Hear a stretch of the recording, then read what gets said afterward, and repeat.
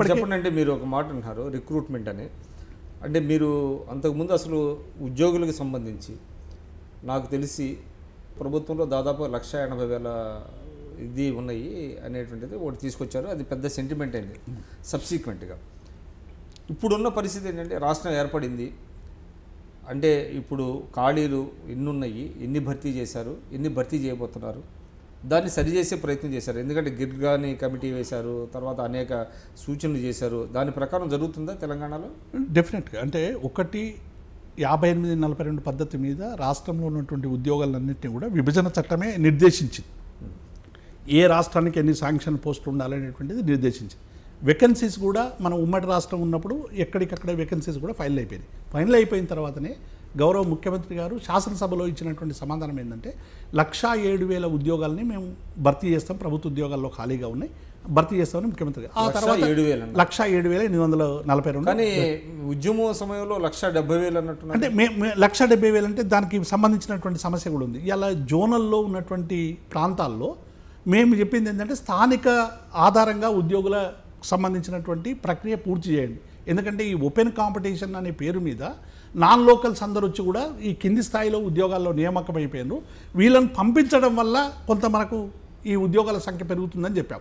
కానీ ఈ రిఆర్గనైజేషన్ చట్టం వల్ల వచ్చినటువంటి చట్టం వల్ల ఏమంటే జోన్లో పనిచేసేటువంటి వాళ్ళు, ఆంధ్రలో తెలంగాణలో తెలంగాణ వాళ్ళు పనిచేస్తున్నా, ఇక్కడ పనిచేస్తున్నా, ఎవరెవరిని మార్చడానికి వీలైనటువంటి ఒక స్థితి ఇలా రిఆర్గనైజేషన్ చట్టం వల్ల వచ్చింది.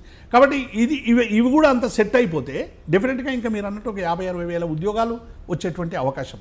కానీ ఇప్పుడు ఉన్నటువంటి 1,07,000 ఉద్యోగాలు రిటైర్ అవుతూ ఉన్నారు. ఎవ్రీ ఇయర్ కూడా కొంత రిటైర్మెంట్ డ్రాస్టిక్గా జరుగుతూ ఉంది.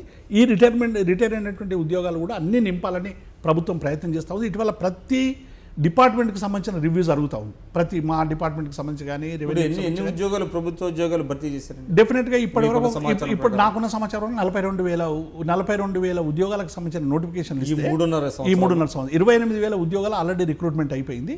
ఈ 15-16,000కి నియామకానికి రెడీగా ఉన్నాయి. భవిష్యత్తులో కూడా ఈ 1.5 ఇయర్లో టోటల్గా 1,07,000 ఉద్యోగాలను నింపేటువంటి ప్రక్రియ ప్రారంభమవుతుంది. మీకు ఒక్క అగ్రికల్చర్ సెక్టార్లోనే. అంటే మేము చూస్తున్నది కూడా ఏంటంటే ముఖ్యమంత్రి గారు ఆలోచిస్తున్నది కూడా ఏంటంటే ఎక్కడైతే మనకు ప్రియారిటీ ఉందో, అంటే ప్రజల అవసరాలు ఎక్కడున్నాయో అక్కడ మొదలు మనం రిక్రూట్మెంట్ చేద్దాం. అంటే ముఖ్యమంత్రి గారికి ఉన్న మొదటి ప్రియారిటీ రైతులకు సంబంధించినటువంటి కష్టాలని తీర్చడం. అందుకే మీరు గుర్తుండి ఉంటుంది 3 దశాబ్దాలుగా రిక్రూట్మెంట్లో VLW అని మీరు కూడా జర్నలిస్ట్ ఉన్నప్పుడు మీరు పరిశీలించి ఉంటారు. గ్రామీణ ప్రాంతాలు విలేజ్ లెవెల్ వర్కర్ అని ఉండేది. అంటే ఆయన డ్యూటీ ఏంటంటే రైతులకు అవసరమైనటువంటి సేంద్రియ ఎరువులు వాడాలని చెప్పడం, అవసరమైన విలేజ్ ఎక్స్టెన్షన్ ఆఫీసర్ కూడా తర్వాత మార్చారు దాన్ని. వీటి స్థానంలో ఇలా అగ్రికల్చర్ ఎక్స్టెన్షన్ ఆఫీసర్స్ అనేటువంటి పెట్టి 4,000 నియామకాలు మేము ఫస్ట్ టైం ఇలా అగ్రికల్చర్ ఫీల్డ్లో చేసినాం.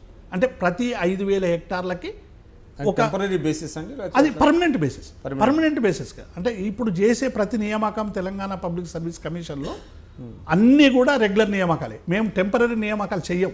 మీకు ఉదాహరణకు చెప్తాను, ఎంత దుర్మార్గం అంటే ఆంధ్రప్రదేశ్ పబ్లిక్ సర్వీస్ కమిషన్ ఉన్నప్పుడు గ్రామానికి మనం నీరడీలు, సుంకరులు అంటాం గ్రామాల్లో, గతంలో ఉండేటువంటి పరిభాష.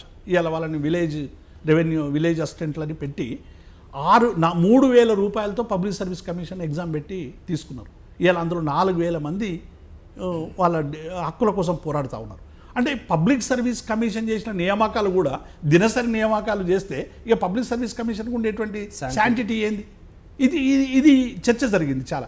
అందుకే గౌరవ ముఖ్యమంత్రి గారు చెప్పింది ఒకటే, ఈ రాష్ట్రంలో ఏ నియామకాలు చేసినా పర్మనెంట్ నియామకాలు చేస్తాం. నిన్న శాసనసభలో కూడా చాలా స్పష్టమైనటువంటి ప్రకటన ఇచ్చింది. మేము ఏ నియామకాలు చేసినా రెగ్యులర్ నియామకాలు చేస్తాం, రోస్టర్ సిస్టమ్ పాటిస్తాం అనేటువంటి ప్రకటన చేసింది. కాబట్టి SC/ST బ్యాక్లాగ్ పోస్టులు కూడా భర్తీ చేశారు. అది ఎవ్రీ ఇయర్ భర్తీ చేస్తాం. మీరు ఉమ్మడి రాష్ట్రంలో జరిగింది, ఇప్పుడు జరుగుతూ ఉంది, ఇప్పుడు కూడా అది కంటిన్యూ అవుతుంది. నిన్న కూడా మా CS గారు రివ్యూ చేసి దీనికి ఫైనాన్స్ డిపార్ట్మెంట్ అనుమతి కూడా అవసరం లేదని చెప్పి నిన్న DSC నిర్వహిస్తూ ఉన్నారు. కానీ ఇప్పుడు దాకా ఇప్పుడు DSCకి సంబంధించినటువంటి కొంత హడిల్స్ వచ్చినాయి. ఎందుకంటే దానికి ఏదో 1:40 రేషియో మెయింటైన్ చేయాలని రకరకాలుగా సమస్యలు వస్తే, అంటే మీరు అధికారంలోకి వచ్చిన తర్వాత కొన్ని సాకులు, కొన్ని ఇబ్బందులు చెప్తున్నారు. బట్ ఉద్యమంలో ఉన్నప్పుడు మాత్రం అప్పుడు ఉన్నటువంటి ప్రభుత్వాన్ని బ్లేమ్ చేసిన పరిస్థితి ఉంది. ప్రభుత్వాన్ని మేము బ్లేమ్ చేయడం కాదు, ఈ అవసరాలు ఉన్నాయి, ఇవి గుర్తించి నియామకాలు చేయండి అన్నాం. ఇప్పుడు అవసరాలు గుర్తిస్తున్నాం, నియామకాల వైపు పోతున్నాం. ఇది బ్లేమ్కు బ్లేమ్ చేయడమో వాళ్ళ మీద దాడి చేయడమో కాదు. ఎందుకంటే ఈ అవసరాల కోసం తపన జరగలేదు, ఈ తపన జరుగుతుంది. ఇప్పుడు 8,900 కొత్త పోస్టులు మనం రెసిడెన్షియల్ స్కూళ్ళలో క్రియేట్ చేసాం, ఆ ఎగ్జామ్స్ కూడా అయిపోయినాయి, నియామకాలు జరగబోతూ ఉన్నాయి. 12,147 ఉద్యోగాల కోసం డిఎస్సి మనం ప్రకటించబోతా ఉన్నాం. ఇవాళ 500 మైనారిటీ, బీసీ, ఎస్సీ రెసిడెన్షియల్ని మనం ప్రారంభించుకున్నాం. ఇవాళ ఇవన్నీ కూడా విద్యలో కూడా అపారమైనటువంటి అవకాశాలు వస్తూ ఉన్నాయి. కాబట్టి మనం బడ్జెట్ ప్రొవిజన్స్ వల్ల ఏ సంవత్సరం ఎన్ని నియామకాలు జరగాలి, ఏ సంవత్సరం ఎట్లా చేయాలనేటువంటి విషయంలో ప్రభుత్వంలో కసరత్తు జరుగుతూ ఉంది. నిజంగా ఈ రిజల్ట్స్ నేను అందుకే ఏమంటున్నా అంటే ఇవన్నీ కూడా ఒకే సంవత్సరంలో వచ్చే రిజల్ట్స్ కావు, ఇవి దశల వారీగా రిజల్ట్స్ వస్తాయి. డెఫినెట్గా ఒక 5-6 ఏళ్లలో డెఫినెట్గా తెలంగాణలో అన్ని రాష్ట్రాల కంటే కూడా మెరుగైనటువంటి ఉపాధి అవకాశాలు ఇక్కడే ఉంటాయనేటువంటి ఒక భావన క్రియేట్ చేసే దిశగా మా కార్యక్రమం జరుగుతాం.